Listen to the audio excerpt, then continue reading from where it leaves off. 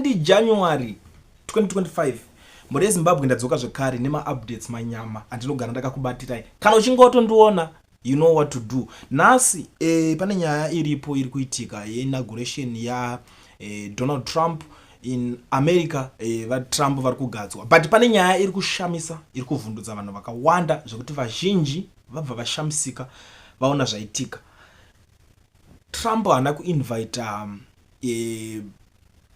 president Emmerson Mnangagwa, president Cyril Ramaphosa weSouth Africa nema-African president. Zvinhu izvozvo zviri kuvhundutsa vanhu vakawanda, kozi vanhu vazhinji vanga vari kuti inauguration yaTrump tozonodidi, toenda ikoko tozonodaidai, vachifungidzira kuti pamwe vachangokokwa kuti vaende vachinoatenda, vachinowitnessa izvozvo. Zvinhu izvozvo ndikukutaurirai ko zvinezvi vanhu vese vari kuita kupanika, kuvhunduka kuti chii chiri kunyatsotora nzvimbo naDonald Trump, why ari kuignore ma-presidents ekuAfrica kunoku.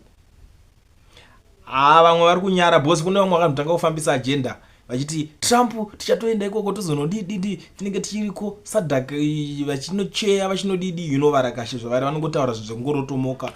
Iko zvinezvi zvamene kuti vari kufila sei, zvokuti mukavaona mabvunzo kuti muri kufila sei kuinauguration kwacho hamuna kukokwa. Pakaipa ende kuti zvizhinji zvanga zviri kuitika. Trump futi hameno skillful, vari kunzi vakarova nyaya yeTikTok yange yatombovharwa kuAmerica, but yavharwa kudaro pakazongomuka yakunzi yakushanda. Iye ndiye akazongoita se ndiye akatanga kutogadzira unosati zvimabhiuzi izvezvo kuti chinhu chibhanwe chinchi, ndiye ari kunzi anga akatozvitanga. Iko zvinezvi Biden akusera achita offside yekuti nigirikini yadididi zvapasiswa, iye Trump kwakusvika achinovhura akuhwina vanhu vakawanda through that skillful, and the next thing ichanotengwa neshamwari dzake.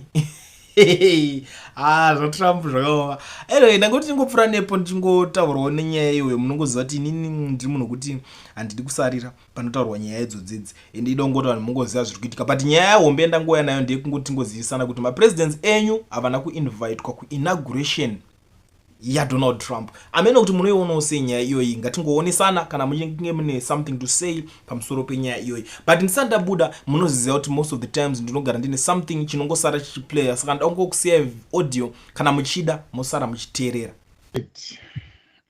Chavangu chinotamba makumbo, muromo hautambi, ende usatamba nesu, hatisi vana vadoko. Hatina kuoradzikwa nezamumukanwa sewe. Chavangu taifunga kuti kuda pamwe uchafunga, but utoona kuti haufungi. Chavangu gukura windi haikurwadzi. Iyeye munhu iwo uri kutoseka naye uchichenama, kuvhura muromo wako kunge Lacosta, kushama kunge hure rakechwa rikapuwa $20 per hour, kushama kudero, kushama romo uchichenama nezvo uchisekerera mondi. Hauna kukwana Chavangu. Sorry yako haitomboshandi, apology yako haitomboshandi kana ka1. Unofanira kutikwanira ende unzwe zvinhu zvatinotaura. Usafunga kuti tinogumira mukutaura Chavangu. Ende isusu vamwe takatoshatirwa 2008, takatotorerwa misha tichinzi vanhu veopposition. Erina nhasi zvochiva tiri opposition, hatisi kutombozoziya kana kudzora tsvimbo, hatidzori kuti kwai gudo rabata kumeso. Unoziva Mnangagwa deo aizvara chaikoka. Ndofunga mwoyo wako wairwadza kuti vanhu vari kutambudzika panyika. Vana Chavangu wakatenga ukavapa mari, asi mbozvifunzapo kuti mari yawakapa Chavangu, kodi wakatenga mibhedha yemuchipatara yemuri kuti muri kupema mibhedha muchipatara, mari yawakavimbisa kupa maMP, dei makatenga mibhedha muchipatara, dei makaisa mushonga muzvipatara, vanhu vangati vasi kurarama. Kana kuhoresawo henyu chembere nevadhara mari, but Mnangagwa ndopandoona ufungi. Chembere dzimwe dzovata dzisina kudya, kana mafuta ekuzora kana ekubikisa vane vasina. Pamberi neZANU-PF, india munovapa mazambia, india munovapa maT-shirt. Vanorya T-shirt here, vanorya Zambia here. Chavangu usatijairira. Mind your own business. Usatamba nevanhu Chavangu. Uri kusesera nemoto. Ndonyaya ndoda kukuudza iyoyo. unati platform inei manhero akanaka vana vezimbabwe. Platform inei ndinotenda kule nine naMwari, handigoni kutenda iwe first, tanga watenda Mwari first. Nemoyo wako wakapinda mukati mehana yako, ukaisa idea yako kuti unzwe mavoice, unzwe pfungwa, to umwe nomumwe ane chido chokupa muono kuti tiri kubva kupi, tiri kuenda kupi. Mundiregerere, ende zvinondirwadza kubva pana President Tsvangirai kusvika pana President Chamisa izvozvi naPresident Joshua Ngomo. Vanhu ivavo vanondirwadza, vanhu vairwira rusununguko rwavanhu. Joshua Ngomo chaiye kumuita vice president kwavakamuita, vaida kuwana kumuwisa ndokuti vakanga vamutadza. Handiti mupaona, Joshua Ngomo kuisa vice president paakamboitwa vaida kuwana kumuwisa. That's why muchiona every single day, every single time vanobhadharwa ma5,000 okukriticize Chamisa. Odzondo vakamurikola hako kupaliamendi kwavo, ende hatoriko kwavane zvavanenge vachiita. Vanotobhadharwa mari yekukriticize kuti ita ichi, iwe utaura uchiti zvakati. Hakuna anosapota, anoteverera dhongi Mnangagwa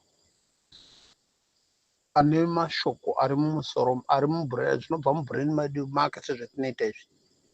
Vanoudzirwa zvokutaura kuti iwe utaura kuti zvokuti, kana kuti tipe zvauri kufunga kuti unoti kudii pamusoro peopposition. Then vakanzwa ari mashoko anotsigirana nezvavari kuda ivo, that all right, ita ichocho, ndo chicharamba naso uripi.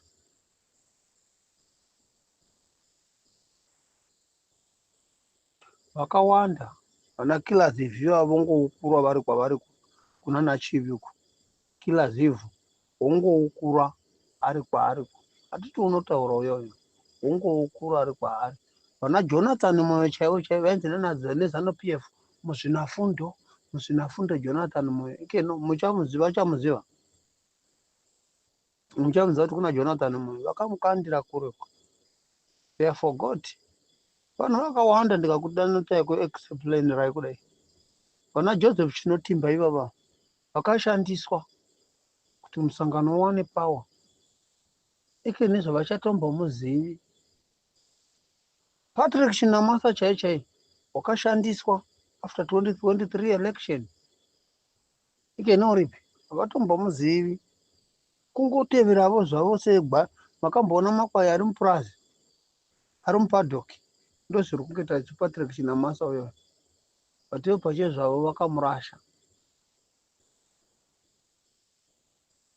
Tarirai uyu unonzi mufana upiko, uyu mufana uyu ukuzowana muno muSouth Africa karamba mukadzi wokumushoro. Benson Rutendo Matinyarara akada kumbozvimisa nezano akavharisa maapemiti avanhu akadini zvose zvamapemiti zvokuvhariswa vanhu mapemiti muSouth Africa because of Benson Rutendo Matinyarara, former ZANU-PF. Akuya kutaura kuti haye ZANU-PF digiri rendinaro haingakwanisi kundibhadhara, kuti makatizama muri wepaMugabe, iyi government yavapo, uyu wavapo, uyu hamusina kubatana naye. Munondonzwira zvangu urombo tichiwenga unonyura. Vachambomutarira but vanomuhwina chete. Mnangagwa unomuhwina chete namasiyawo wake. Unonyura.